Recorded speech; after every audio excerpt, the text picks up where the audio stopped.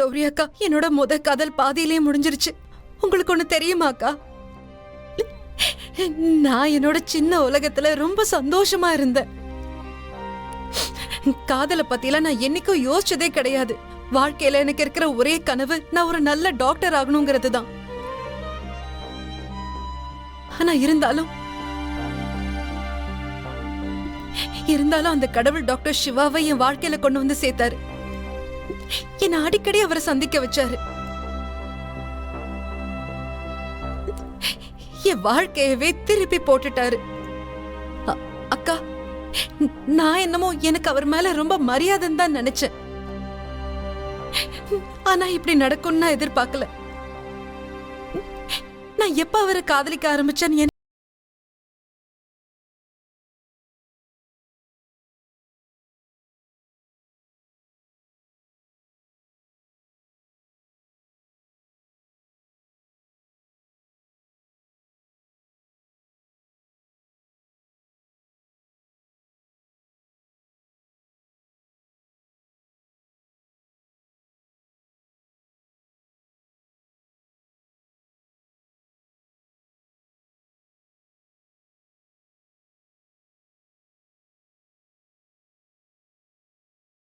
ஆரம்பிச்சதும்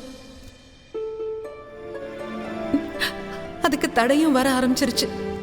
கட்டி வச்சுக்கோ உன் முடியையும் உன் மனசையும். எனக்கு தேவையில்லை. என் பொண்ணுடைய லவ் ஸ்டோரி இருக்கே, அதோட முடிவு டிராஜடியா இருக்க கூடாது. உன் மனசை கட்டுப்படுத்திக்கோ, அதுவும் காலம் கடந்து போறதுக்கு முன்னாடி. ஆனா நான் இப்ப ஆசைப்படுறது என்னோட தலையெழுத்துல இல்லாத ஒண்ணு. நான் பாட்டுக்கு அவரை எனக்கு சொந்தமா நினைச்சு ஏகப்பட்ட கனவை கண்டுட்டு இருந்தேன். ஆனா டாக்டர் சிவா என்ன உண்மையிலே காதலிக்கல.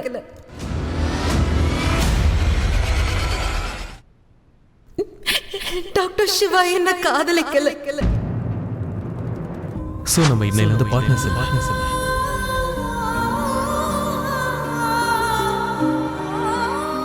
ஃப்ரெண்ட்ஸ். அவர் என்னோட ஃப்ரெண்ட்ஷிப் வச்சுக்கணும்னு தான் நினைக்கிறாரு. என்னோட கதை ஆரம்பிக்கிறதுக்கு முன்னாடியே முடிஞ்சு போச்சு. மனசுடைஞ்சா எப்படி இருக்குங்கிறது இன்னைக்குதான் முறையா நான் உணர்றேன். எனக்கு உண்மையிலேயே ரொம்ப வலிக்குதுக்கா, ரொம்ப வலிக்குது. என்னோட முதல் காதல்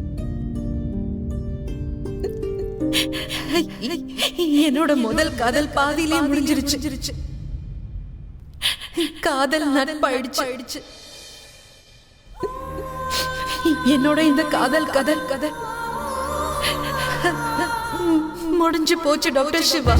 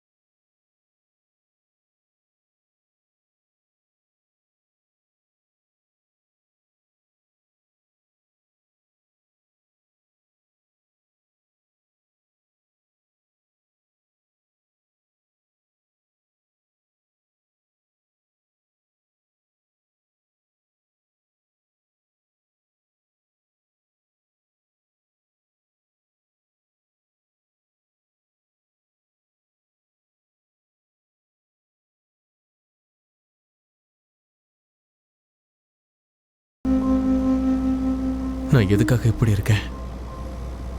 எனக்கு என்ன ஆச்சு?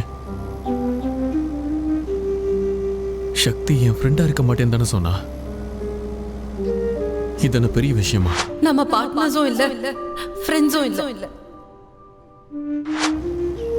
ஆனா எனக்கே இது பெரிய விஷயம் மாதிரி இருக்கு. ரொம்ப பெரிய விஷயம்.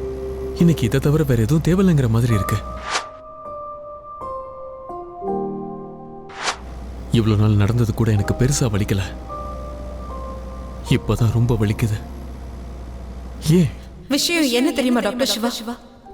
நம்ம இது வரைக்கும் தான் ஒண்ணா இருக்கணும்னு எழுதி இருக்கு. நான் என் உரிமைக்காக போராடுறதையும் விட்டுட்டேன். ஆனா சக்தி விடவே இல்லை.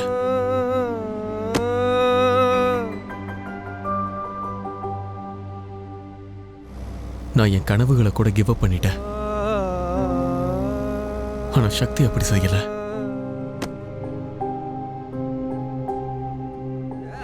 ஏற்கனவே ஒரு நல்ல உறவை கடைபிடிச்சிட்டு இருக்கா. அப்படி இருக்கும்போது அதுக்கு ஒரு நல்ல பேரை கொடுக்கறதுல என்ன ப்ராப்ளம் தெரியல. நாங்க ஒரே டீம் தானே, டீம் சிவசக்தி. அப்புறம் என்ன?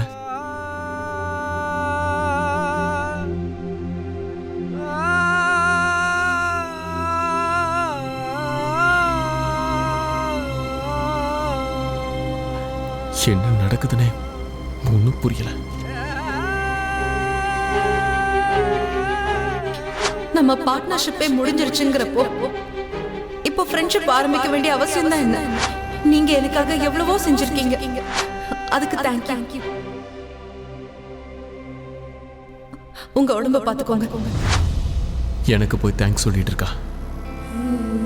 இத்தனை வருஷமா சந்தோஷமா இருக்கிற மாதிரி நான் நடிச்சிட்டு இருந்தேன்னு அவளுக்கு தெரியாது.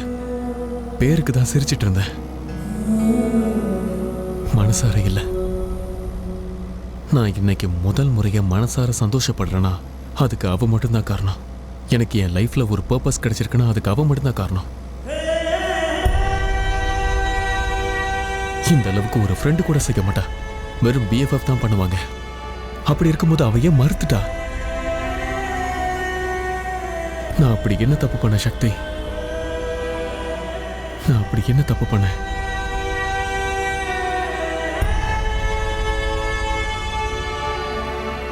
ஒருவேளை நான் வாழ்க்கையில நிறைய எதிர்பார்த்துட்டேனா? நான் லைனை ரொம்ப கிராஸ் பண்ணிட்டேனா?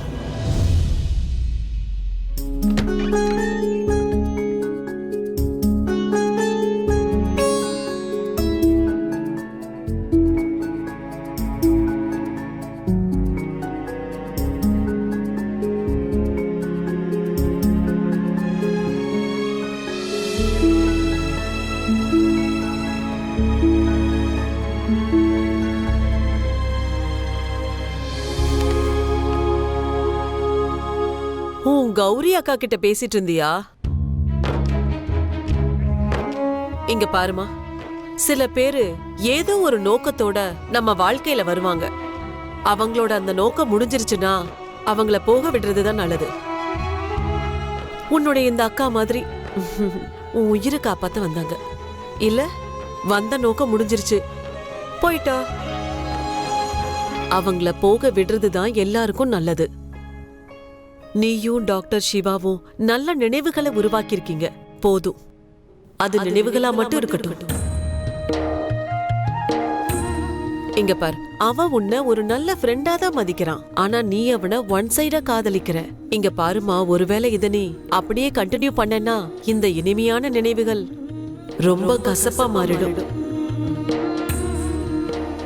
பொதுவா சொல்லுவாங்கல்ல, எந்த கதைய நம்மளால முடிவு வரைக்கும் கொண்டு போக முடியலையோ அந்த கதைய அழகான இடத்துல முடிச்சிடணும்.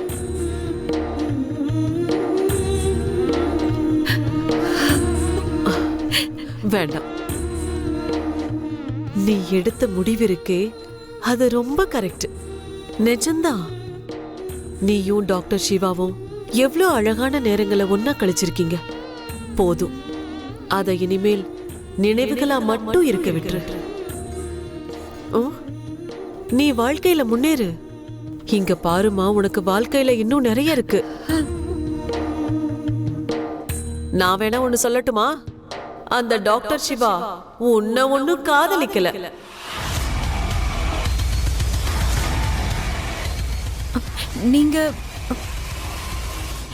நீங்க நான் பேசினதை கேட்டீங்களா சித்தி? என்ன செய்யறது, கேட்க வேண்டியதா போயிடுச்சு. அம்மாவாச்சே. நான் உனக்கு ஒண்ணு சொல்லவா?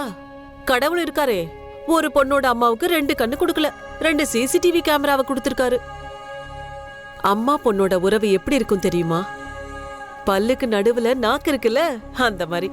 ஆனா கொஞ்சம் மிஸ் ஆச்சுன்னா நம்ம நாக்கு நசுங்கி போயிடும். அட நான் சுத்த பைத்தியக்காரி. இன்னைக்கு ரக்ஷா பந்தனாச்சே. என் செல்ல குட்டி போய் அழகா ட்ரெஸ் பண்ணிக்கிட்டு வந்துறேன. அப்புறம் உன் மரமட்ட பயில்வண்ணன் இருக்கானே அவன்கிட்ட நல்ல கிஃப்டா கேட்டேனா. என் செல்ல புள்ள. சரி இப்ப கொஞ்சம் சிரிய.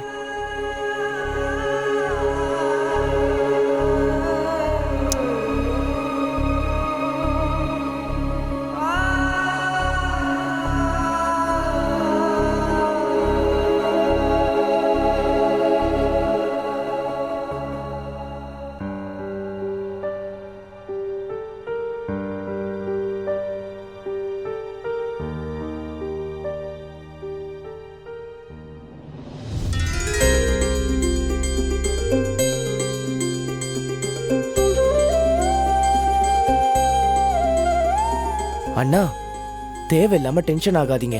நான் சக்தி கிட்ட பேசுறேன், அவ கேப்பா. ஏ நந்து, யாராவது எடுத்து சொல்லி அவங்க கூட ஃப்ரெண்ட்ஷிப் ஆகுறது அவ்வளோ நல்லாவா இருக்கும்? இல்லை, எனக்கு ஈகோலாம் ஒன்றும் இல்லை. யாராவது என் பேச்சை கேட்கலனா டென்ஷன் ஆகுது. ஆனால் சக்தி என் பேச்சை கேட்கலனா எனக்கு ரொம்பவே கஷ்டமா இருக்கு. ஆனால் ஏன் அவ அப்படி பண்ணா?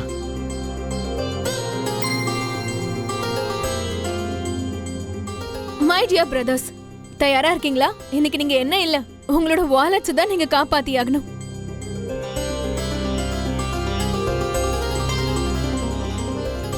கௌரி, இன்னைக்கு இது உன்னோட நாள். உன் அண்ணன்களை கொள்ளையடிச்சிரு. இல்ல கௌரி, இன்னைக்கு எல்லா சகோதரிகளுக்கான நாள். ஆனா என் அண்ணனுங்க இன்னைக்கு அவங்க எனக்கு சகோதரிங்கிற உரிமையை தருவாங்களா இல்லையான்னு தெரியல. ரகுநாத் அண்ணனும் வரல, கமல்நாத் அண்ணனும் வரல.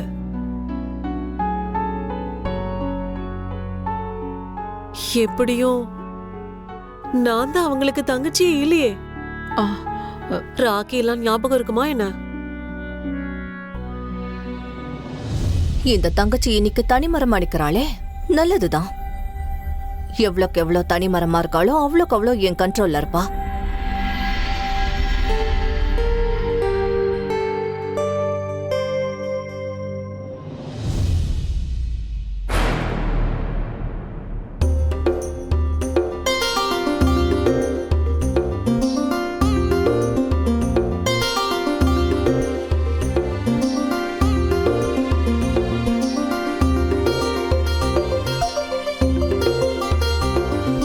அண்ணனுங்க கை எனக்கு காலியா இருக்கணுமா என்ன? ராக்கி கட்ட மாட்டியா பத்மா? கண்டிப்பா கட்டுவேன்னா, கண்டிப்பா கட்டுவேன். இதுக்கெல்லாம் சிவா காரணம் கிடையாது, அந்த சக்தி தான் காரணம். இந்த உடைஞ்சு போன சிவா இப்ப இணைய ஆரம்பிச்சிருக்கான்னா அதுக்கெல்லாம் அந்த சக்தி தான் காரணம். இந்த குடும்பத்துல எல்லாரும் ஒண்ணு சேர ஆரம்பிச்சிருக்காங்கன்னா அதுக்கும் அந்த சக்தி தான் காரணம். உட்காருங்க.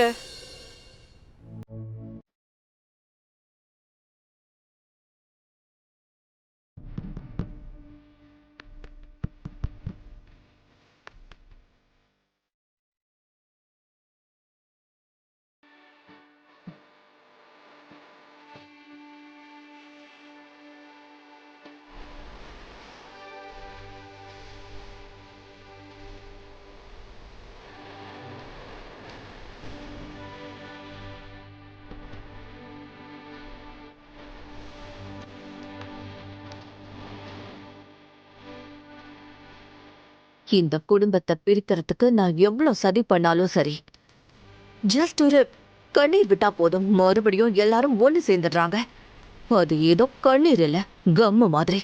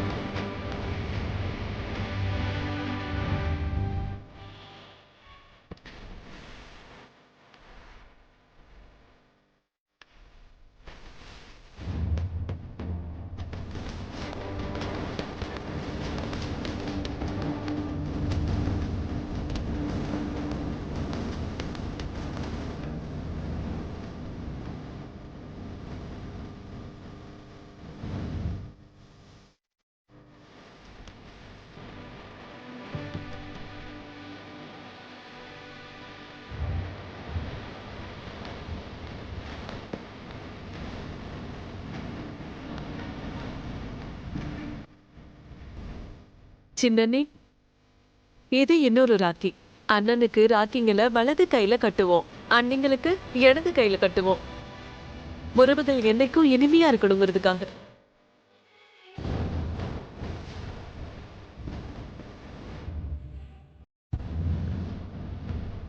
பத்மான், பெரிய அண்ணிக்கும் போய் ராக்கி கட்டு.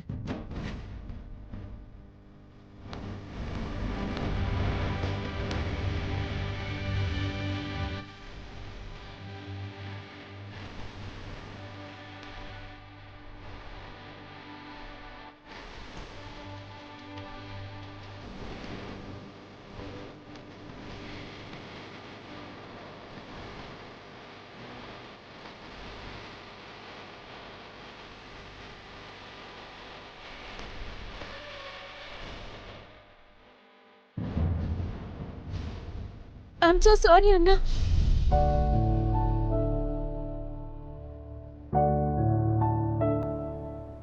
ஏன் என்னாச்சு? என்ன யோசனைனா பொட்டு கோணல போனது கூட தெரியலையா?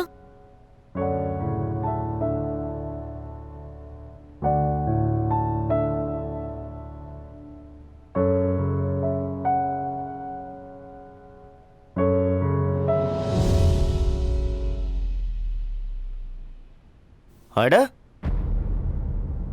முதல்ல குங்குமம் போட்ட வை, மஞ்சளை ஏன் வைக்கிற? என்னது?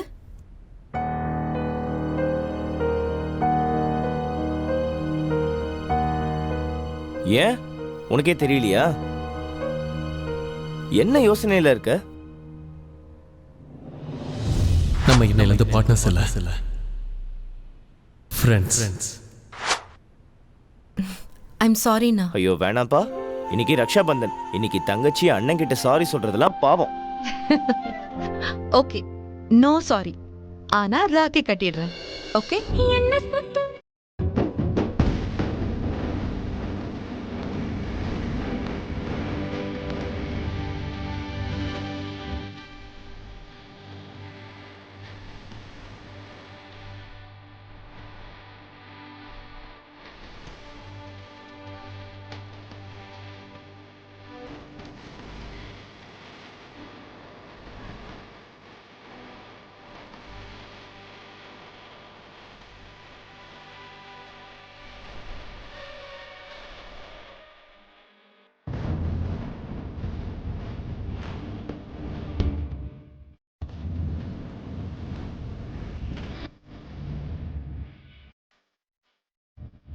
என்னாச்சு உனக்கு? ஏன் ரொம்ப டென்ஷனா இருக்கு?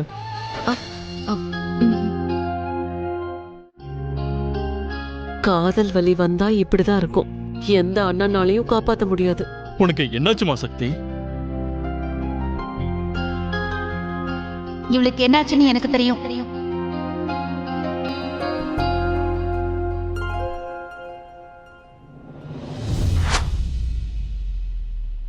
அட, இது ரொம்ப நல்ல சகுனம்.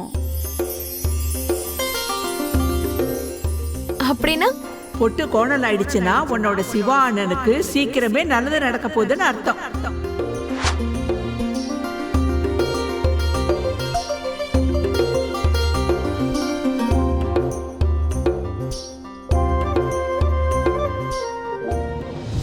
அதாவது இவனுக்கு கல்யாணமாக போகுதுன்னு அர்த்தம்.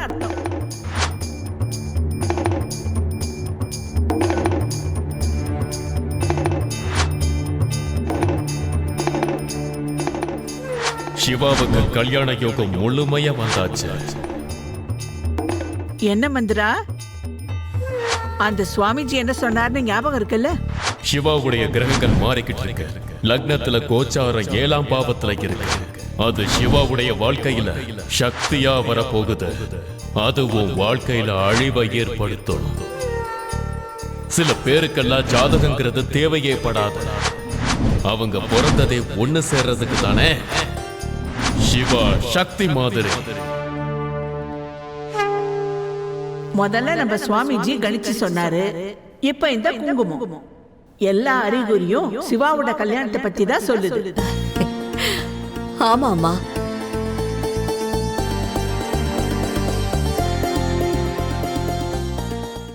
சிவாக்கு கல்யாணம்னா எனக்கு அழிவுன்னு அர்த்தம். ஆனா ஆனா பாட்டி யாரோட கல்யாணம் நடக்க போகுது? யாரோடையா? அட அவங்கதான். நம்ம டாக்டர் சார் யாரோட எண்ணத்துல முழுகி இருக்காரோ அவங்களோட தான். ஏய் சூப்பர் ஹீரோ, யார பத்தி யோசிச்சுக்கிட்டு இருக்க? சக்தி